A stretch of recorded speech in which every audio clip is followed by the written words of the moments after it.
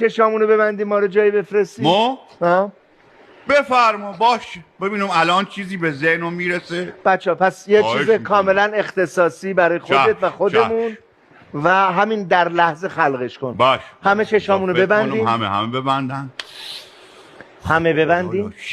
چی بگم که مال خودم باشه. چی بگم؟ آره مال خودت باشه. با هم سوار اتوبوسی توی یه جاده ای که از پنجراش که بیرون نگاه میکنیم همش کویره. میریم جلو، از شیشه راننده یه آبادیه میبینیم که وسط کویر میدرخشه. راننده محکم میزنه پس کلمون که برو بشین سر جات پسر، اومدی به اتوبوس. ناگهان شدیداً دستشوریمون میگیره ولی اتوبوس وی نمیسه. میریم به راننده التماس میکنیم، با هزار بدبختی وی میسه و ما آروم میریم پشت یه درخت و از منظره زیبای کویر لذت میبریم. همه جا سکوته. یه زمانی از اینجا کاروانها عبور میکردن. به صدای یکی از کاروانهایی که 100 سال قبل از اینجا رد شده گوش میدیم. صدای زنگوله شترها، زیگلینگ زیگلینگ زیگلینگ، صدای خود شترها،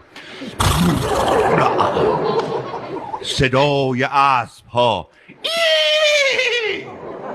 صدای سگها، صدای خروسها،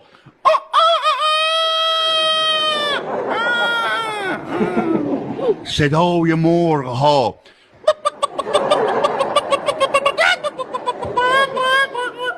چقدر خوب. یه صدای دیگه هم از پشت کاروان میاد. ما الان میخوام براتون بخونم. لوله آوی او داره ما نمیدونم، چشم بطل خون داره ما نمیدونم. لوله آوی او داره ما نمیدونم، وی چشم بطل خون داره ما نمیدونم. به به، آفرین آفرین. قشنگ کشور بود. باز کنیم. چقدر زیبا، عالی بود. به ذهن خودم رسید. رام قشنگ بود. فوق العاده بود. اصلا اونایی که تجربه کویر دارن بره بقیه بگن. کویر اصلا یک جهان دیگه از رام بود. واقعا شما ممکنه جنگل، کوه، دریا و دشت همه تجربه کرده باشید عالی. ولی کویر جادویی رام بود.